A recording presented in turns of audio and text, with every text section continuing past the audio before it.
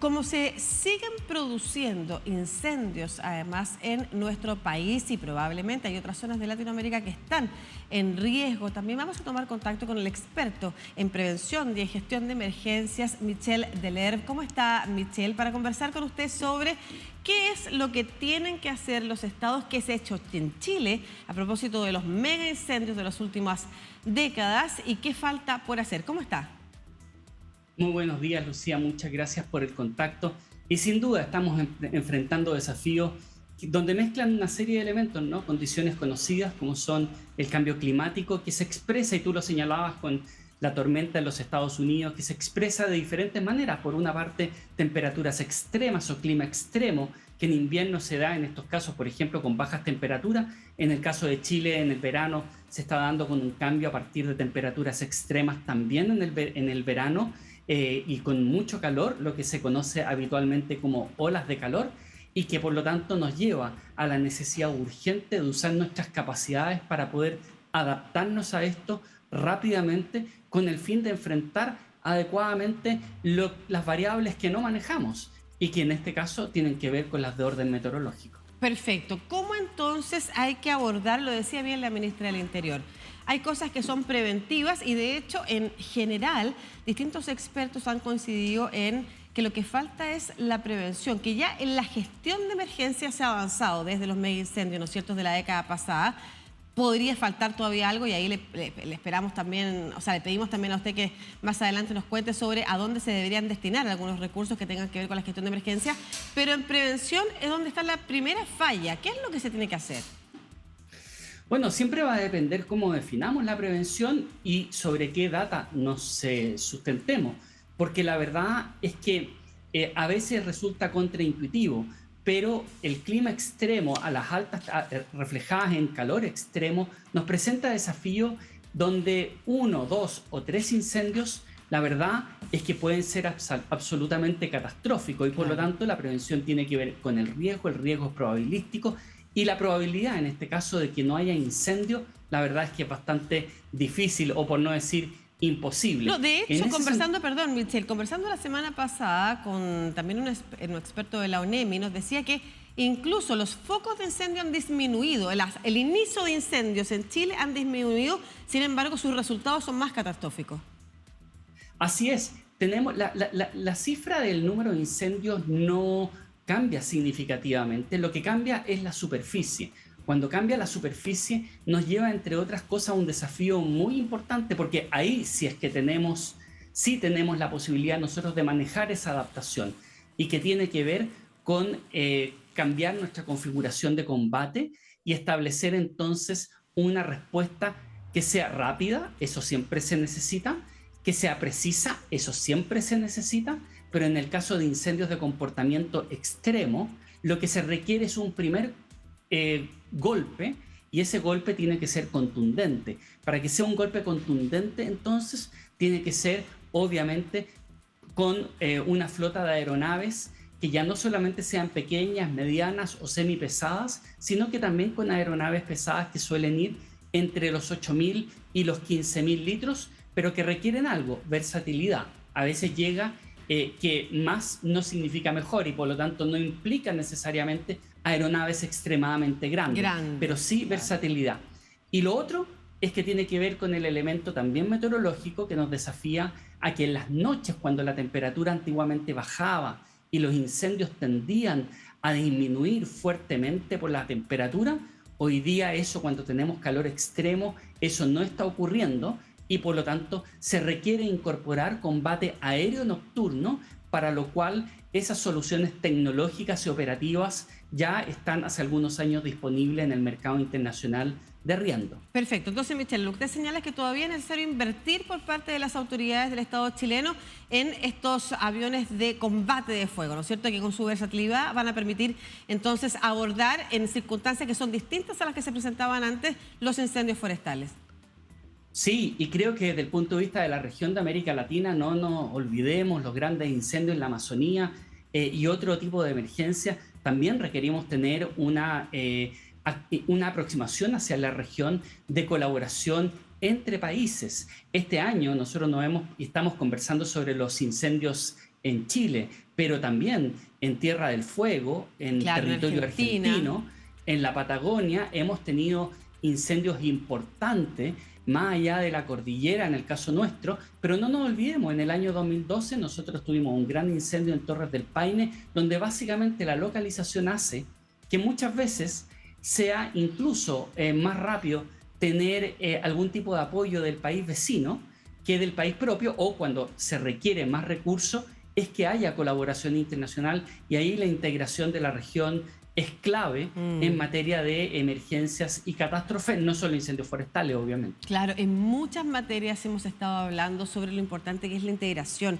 entre las regiones para acudir con ayudas o colaboraciones cuando se requieran, ¿no es cierto? Porque además, efectivamente, en términos de los problemas que se generan, no terminan de poder circunscribirse a una zona geográfica. Se extienden los distintos problemas, ya sea porque en el caso de incendio pueden efectivamente traspasar fronteras, sino que además porque los damnificados terminan siendo también una población que requiere de la lluvia, y como usted señala, en lugares como en Tierra del Fuego, a veces están más cerca de Argentina que del propio Chile. El Estado chileno, desde los mega incendios de la década pasada, el del 2017, por ejemplo, en la misma región de Valparaíso, el del 2014 también, que fue aún mucho peor, ¿cuánto ha invertido y cuánto le falta por invertir? ¿En qué tiene que invertir adicionalmente de lo que hemos hablado? El Estado chileno ha ido incorporando aeronaves pesadas, pero desde mi opinión ese cambio ha sido más lento de lo que se requería. Hemos incorporado en las temporadas pasadas un par de aeronaves Chinook, por ejemplo. El año pasado incorporamos el avión C-130, especializado en incendios forestales. Este año se incorporó nuevamente. Este año tuvimos un poco más lento en la llegada de esa aeronave, y por otra parte tuvimos olas de calor y temperaturas muy altas de manera más temprana. Por lo tanto, eso fue una mala mezcla, porque el músculo más fuerte para ese primer golpe llegó de manera más tardía. Probablemente ese es el camino correcto que ha tomado Chile con posterioridad al año 2017, pero lo que se requiere es incrementar ese músculo. La verdad es que 2, 3 aeronaves pesadas no son suficientes, porque bajo estas circunstancias suelen darse simultaneidad de incendios, y por lo tanto lo que requerimos es ser capaz de combatir 2, 3 o 4 incendios de comportamiento extremo de manera simultánea. De lo contrario, empiezan a crecer y ocurre lo del 2017. Lo del 2017 fue y se llama quiebre de stock de recursos. En un momento dado, los recursos disponibles no dan, porque básicamente si lo que se logra es que los incendios sigan creciendo, el nivel de demanda de logística es altísimo. Por lo tanto, insisto, el primer golpe es clave para contener, porque eso tiene un efecto incluso en no saturar la necesidad o la demanda de logística, que siempre es limitada.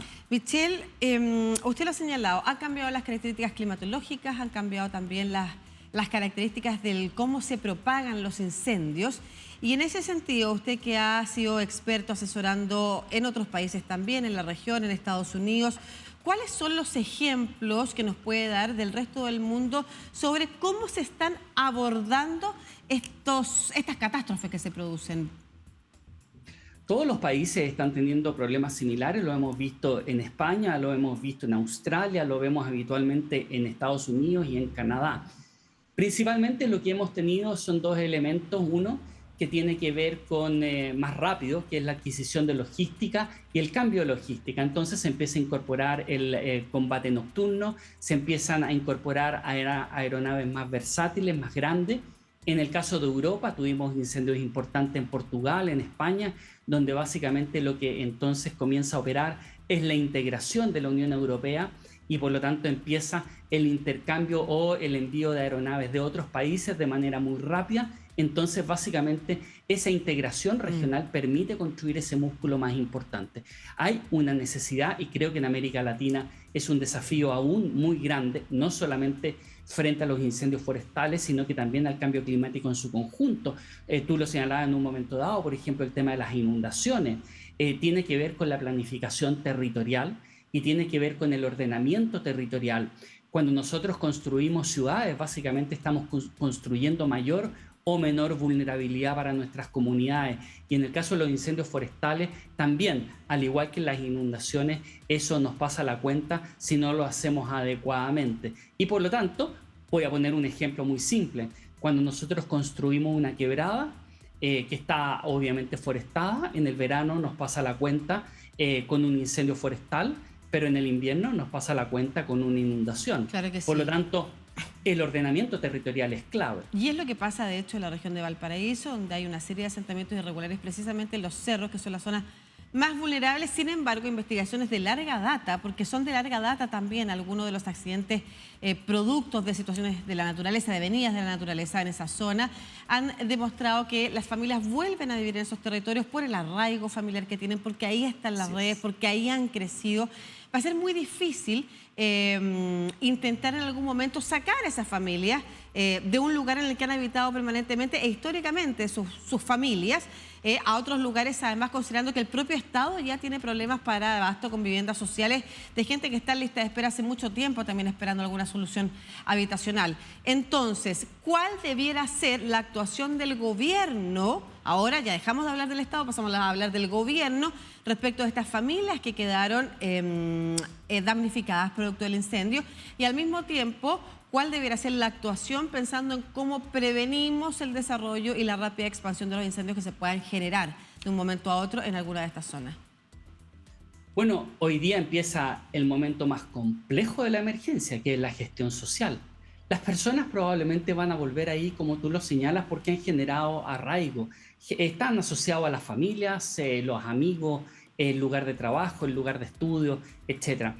Eso el Estado tiene que hacerse cargo, porque básicamente es el Estado el que permitió que esas personas habitaran en una zona de riesgo y de peligro por varias décadas. Entonces ese arraigo se logra con el tiempo. Por lo tanto, cuando estas situaciones ocurren, es muy relevante que básicamente el Estado reaccione rápidamente, porque de lo contrario se está comprando un problema, y un gran problema, en el mediano y en el largo plazo.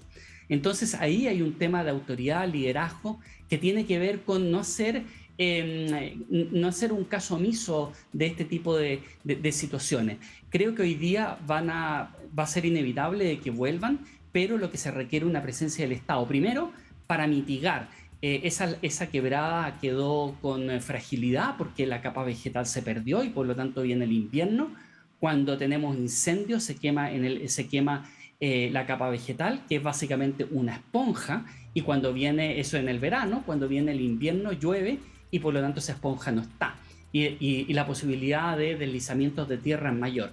Por lo tanto, lo que hay que hacer probablemente hoy día es acompañar a las familias, asesorarlos en términos de qué construcción realizar, establecer las medidas de mitigación, pero establecer un programa o una acción de mediano plazo que permita dar solución a su necesidad más relevante, que es una necesidad de orden social, habitacional, pero que eso sabemos que no toma poco tiempo, toma bastante tiempo. Y en términos de los incendios, creo que la adaptación a las nuevas condiciones, digamos ya no nuevas condiciones. En Chile el comportamiento de este tipo de incendios lleva prácticamente una década. Creo que es fundamental ser muy pragmático y señalar que aquí se requiere aumentar las capacidades de respuesta del Estado, sobre todo las de orden aéreo. Voy a hacer una sola precisión, porque se requiere que sea rápido, preciso y contundente, porque de lo contrario, cuando son de comportamiento extremo, el combate terrestre se hace muy peligroso y además el combate terrestre es más lento de llegar al lugar. Por lo tanto, ese primer golpe es clave y eso requiere un diseño nuevo de nuestra caja de herramientas. Bueno, muchas gracias, Michel Delereb, experto en gestión de emergencia. Vamos a seguir atentos esta semana también a cómo el mismo gobierno empieza ya a catastrar más en detalle respecto de la necesidad de las familias que quedaron damnificadas. ¿Cuántas son? Muchas de ellas, y atendiendo un poco lo que usted estaba señalando, pedían arquitectos, que fueran arquitectos a la zona precisamente porque no sabían si por ejemplo, cimientos que habían quedado eran adecuados para construir sobre ellos, o si había que sacar por completo los restos de las casas.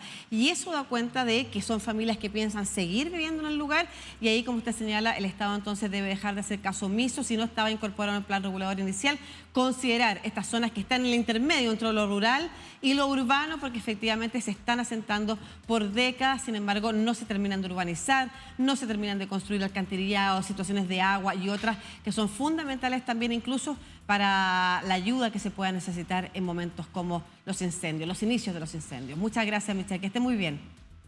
Muchas gracias a ti, y ojalá que nuestra experiencia sirva también para que en la región de América Latina podamos ir generando mayor integración, mayor colaboración, porque la verdad es que la pobreza es uno de nuestros problemas, y esta es una expresión de la pobreza que básicamente termina transformando cualquiera de estos fenómenos, ¿no? En este caso de fenómenos de cambio climático, en verdaderos desastres sociales, donde la verdad es que somos países que nos cuesta responder, nos cuesta actuar precisamente por nuestra condición de base. Entonces, la mejor forma de hacerlo es generando mayor integración y cooperación entre los países de la región. Claro que sí. Muchas gracias, Michelle. Que esté muy bien. Muchas gracias. Adiós.